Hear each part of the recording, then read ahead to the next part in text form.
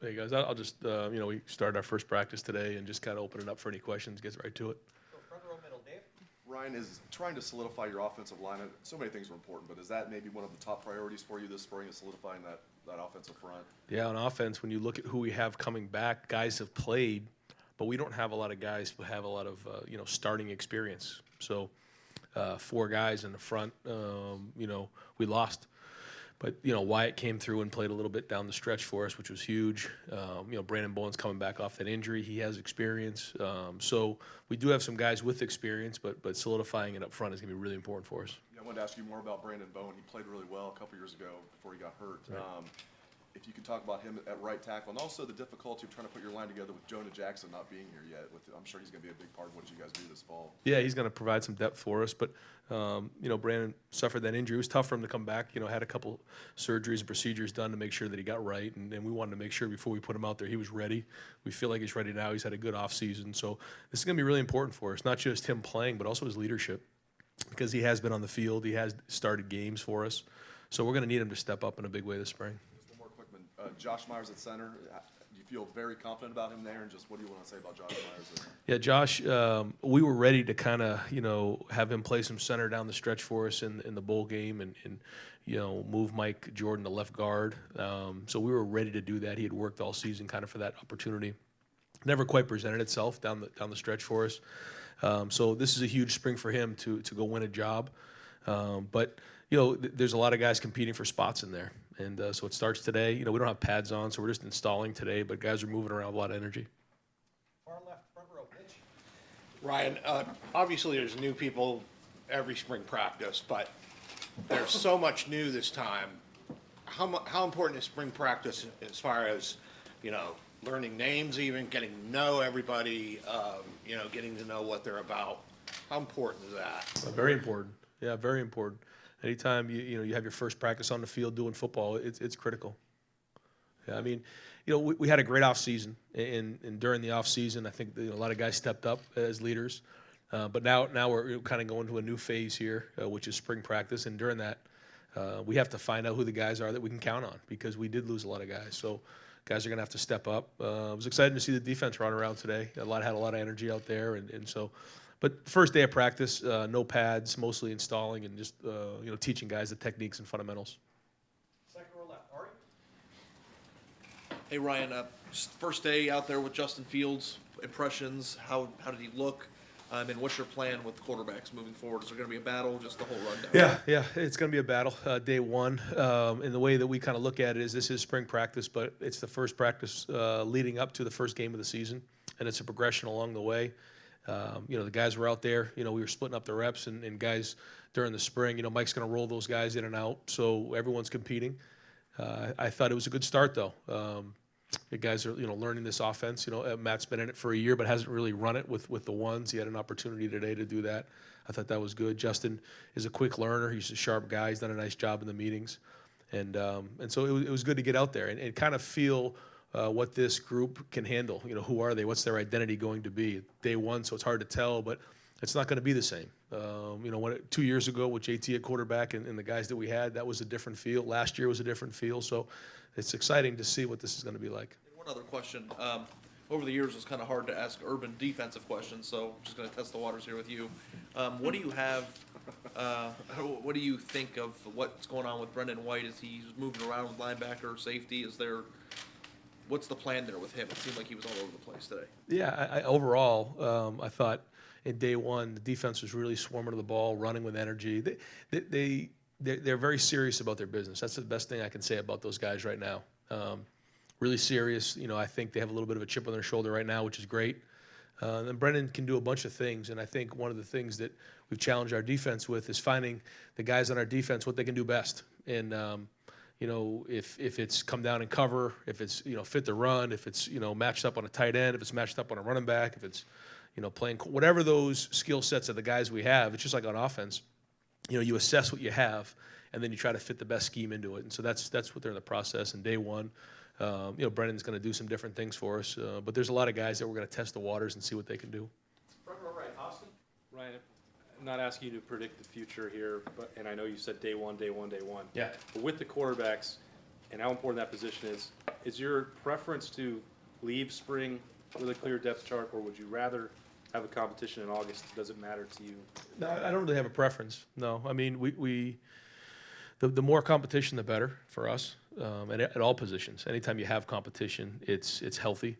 And I don't think that needs to be done right off the bat. But the guys are going to get they're going to get their reps and they're going to go. And you just don't know how it's going to play out. That's one thing I learned a long time ago is to kind of, do all that early on doesn't help at all. It doesn't do anybody any good. You just don't know what's going to happen.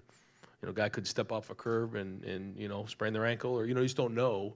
And so getting to that first game is a long journey. So we'll take it as it goes. And if one guy wins the job, then he deserves to, then we'll do that. If not, then we'll keep letting him compete. But that's not the focus right now. The focus is installing the offense, letting them compete, letting them learn. And also, they have to feel like they're allowed to fail. Because if you fail, you learn. If you're afraid to fail because you're going to win or lose the job, then you're not getting better at a fast enough rate. So, one to understand those guys are in this thing, they're learning it, they're going to make mistakes. Who can learn from their mistakes the best usually wins the job.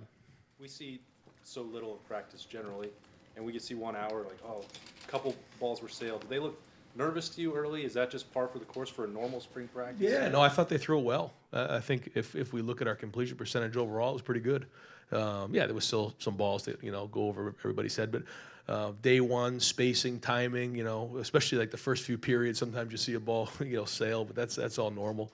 That's like that in the NFL. But as practice went on, I thought the timing was good. I thought the ball came out, well. Obviously, there's a ton of things to improve. We got a long way to go. But for day one, I was pretty encouraged. Second row right, Rob. Ryan, like you said, it's the first step to the drive, the first game. A lot of people out there are going to be wondering, how's this going to look different? How's this look different from what Urban did? Are you tweaking what he did? What imprint are you putting on this team, even as we have day one here? Yeah, like I said before, the infrastructure and the culture is what it is. That's like saying we're going to change, our inside zone scheme. It's been good and it's time tested, and I believe in it. So that's going to be our culture and our infrastructure moving forward. But along the way, there's different changes here and there, and over time, those little changes add up. But for me to come in and just start making, crazy changes just to say it's mine, I'm not going to do that. The kids in the program came here for a reason. They love this culture. They love the program. They love the people around the program. And so we just keep assessing it. And every team takes on different personalities. So as things go and the journey to this 2019 season happens, we make adjustments from there. And then, my thought is that maybe in a couple years there's quite a few changes, but the infrastructure and what's here is not going to change. Specifics that you can give to the fan out there as to what might be different that you're going to do a little differently? Well, I mean, for one, our defense is going to look different. We obviously made a change there, and it's just assess the situation. Not an easy decision, but that was a major deal, and so we had a bunch of new guys into the program. So I think that's major. Looking hard at some of the way we're recruiting in that way, but again, anytime there's a different leader, there's different personality, and my personality is different than coaches, and so it'll continue to be. But so yeah, I mean, anything in particular in terms of how I'm going to work every day? No, I mean it's kind of the way it is. It's always been. That's always the way I've coached too. Third row right, Tony. Ryan, regarding that difference with the defense, what was it from your perspective as an offensive guy to want this kind of defense?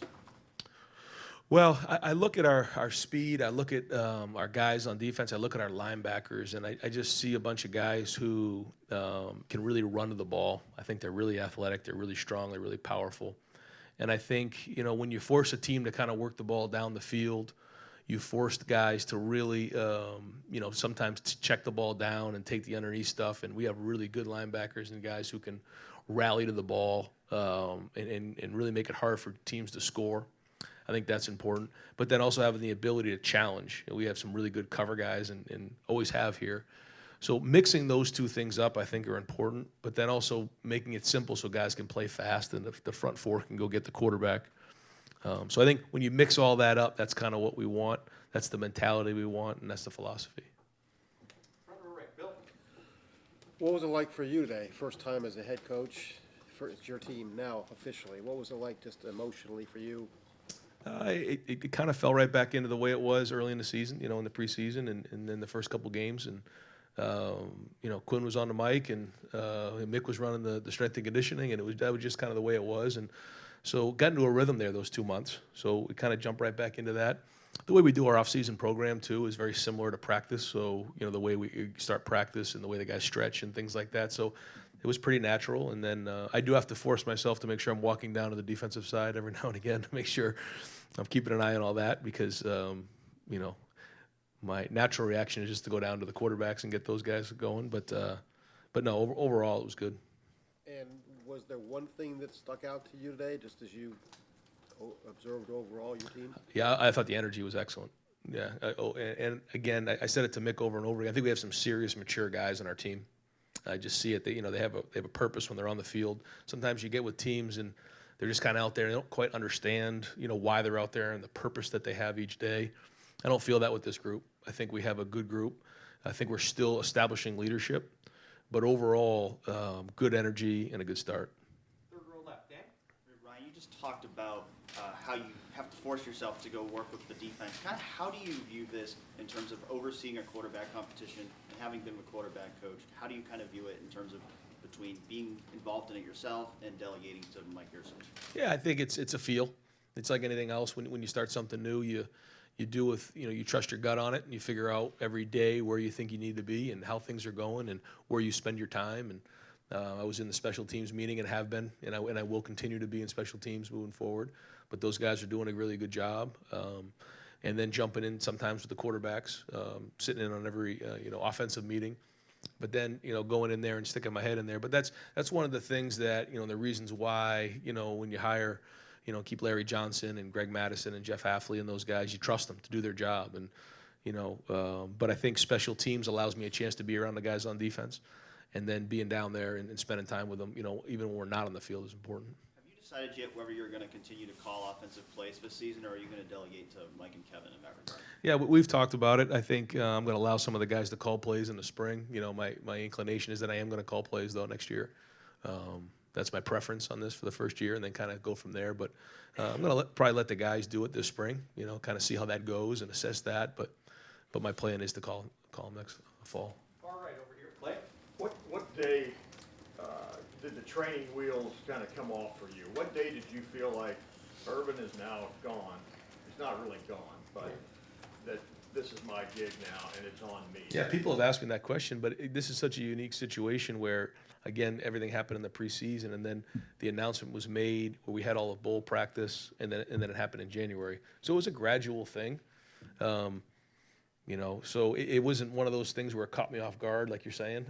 It just kind of naturally happened, and I've just kind of, felt more and more comfortable in the role every day. And there's a lot of things that I have done for the first time, over the last couple of months. But again, like anything else, once you do it, you feel more and more comfortable.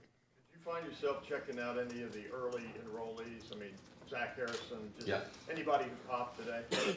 Yeah, I think, again, it's hard to assess without pads, but, Zach has had a really good offseason, has stepped in and done a really good job so far.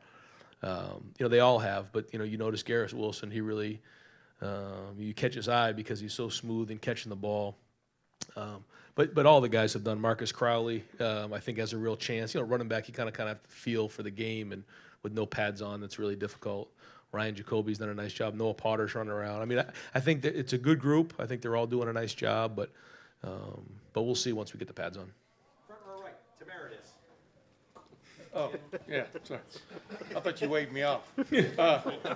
When you're looking at a quarterback, what does that quarterback have to do to be your starting quarterback? What are you looking more than anything else as you assess these guys? Because it does come down to the head coach usually making that call. Yeah, leadership is number one. Your number one job is to lead 10 men.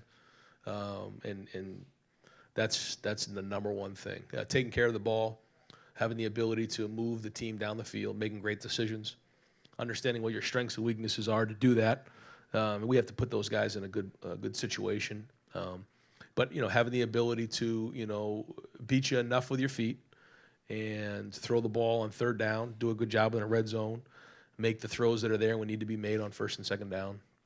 So it's a combination of everything, but at the end of the day, do you move your team down the field to score, and do you show leadership? and this isn't a slam on anybody else who's competing for the job, but as you watched Justin Fields out there today kind of run around and stuff, did he have that kind of five-star kind of swagger? I mean, what did you notice about him in particular? Again, I thought all the quarterbacks did well. I think that, they're all kind of learning the offense, so it's hard to lead when you're still learning and doing everything for the first time. And so I think they all have to, find their leg, so to speak, on leadership and find their own way. Everybody's different, and you can't be somebody else. You have to be yourself. And until you do it, it's hard to have that leadership, in my opinion. So none of those guys really have a great, body of work yet. So, I think if we talk in, 6 or 7 practices, I could probably be able to answer that a little better. Yeah, Ryan, one other quickie. Is there a chance that the quarterback will be under center a few more times? Yes. In this offense? And why is that? What is your thinking there? Yeah, well, it's something we're going to look at a lot of different things. Again, what does this team look like? We're always trying to be on the cutting edge of a lot of things. We've studied a lot of people's different film, and we're going to try to find what is the next step for us. What is the thing that keeps us ahead of everybody else? And so we're going to look at some under center stuff this spring. And far left, Lori. Coach, you talked about having an aggressive defense, but one thing that we haven't asked you yet, when you assembled your defensive staff, were there certain either schemes or techniques that you were looking for in particular? Not really, no. I mean, we did recruit to a 4-down front. We have so many good defensive linemen that, talked to Coach Johnson for a long time about that. And, we had long discussions about what that was, but we just felt like if we went to a 3-down scheme too much, that we're taking one guy off the field that maybe we shouldn't have. We have too much talent there, and that's what we've recruited to, and Larry's done such a great job. So that was kind of the one thing we started on, right? We're going to be at a 4-down front for the most part. And then where do we go from there? And that was really based on, their experience, what they felt. Again, Greg and Larry have such a great history of stopping the run in the Big Ten. That was, we're going to stop the run. And then how does the secondary fit with that, with Jeff's coverages? And then how does it fit our guys?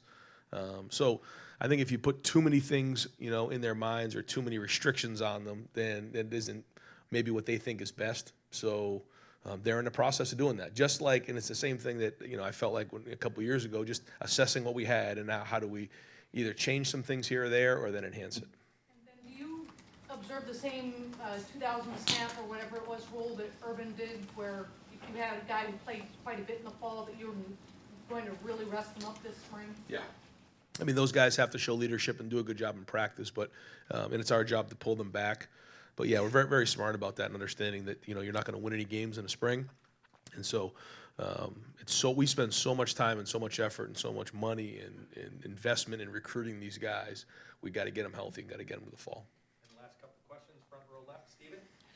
With J.K. Dobbins, is there any expectation as far as the type of load he'll carry this season in comparison to last year? Yeah, we've talked about it. I had a nice conversation with J.K. the other day, and he's the back now, and so I think he'll tell you maybe a little bit last year he was looking for home runs because he was kind of splitting reps with Mike or whatever, and so he's going to have to make those 5-yard, 6-yard hard runs where he's going to finish them for 7 or 8, and maybe not try to hit that home run.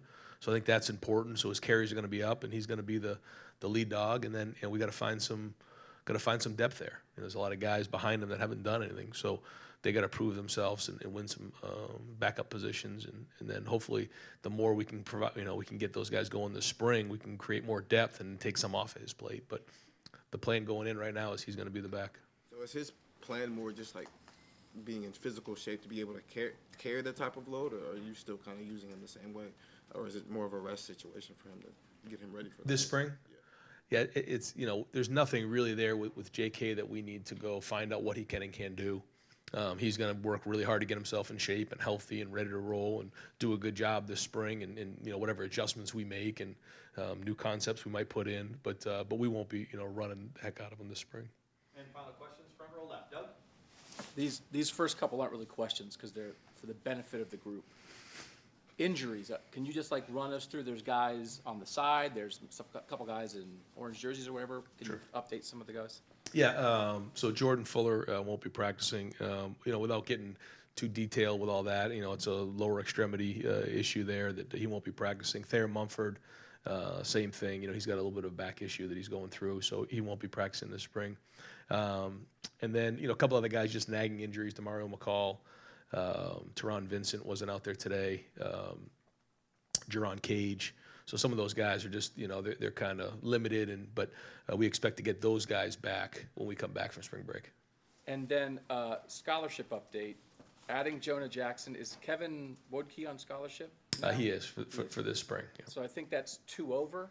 Then is there any other updates on anything happening with other guys to get you back to 85? Not right now, no. And then Barron Browning looked like the linebackers were divided in their groups, sort of inside backers and outside backers, at least in some of the drills. It seemed like Barron Browning was with the inside backers, was playing inside backer when you were doing some stuff.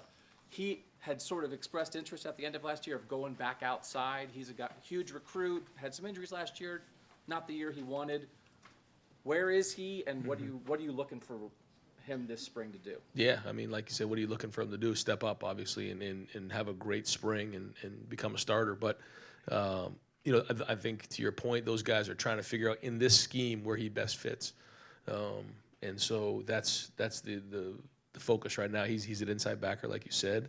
But, where does he fit moving forward, based on his skill set? He's very, very talented. Now, hopefully we can get this to click this spring and he can go win a job. And the last thing, just on the linebackers, the expectation in this scheme, what this is going to be, how often are you going to basically have 2 linebackers plus that hybrid guy as the 3 main linebackers? How much will you go nickel? Can you just sort of explain what's changing there specifically? Yeah, right now we don't know. We have the ability to do what you just said, which is have a hybrid guy. He could be a linebacker, he could be a secondary guy, but like you said, could be a safety kind of type. But based on how we think that best fits our guys, that's yet to be seen. Today it was just installing and kind of running around, but the good news is we have the ability to do that, where we have some flexibility based on who we have, injuries, what they can do, who we think the best guys are to put on the field, how a team's attacking us in their personnel grouping. So sometimes if they're, with 2 tight ends in the game, that would dictate who goes in the game. Now it's a bigger guy coming in. If there's 4 wideouts in the game with no tight end, now we have the ability to maybe put a smaller guy into that role based on what the defense is trying to do. But first, we got to find out who can do it, and then we can kind of go from there to build the packages.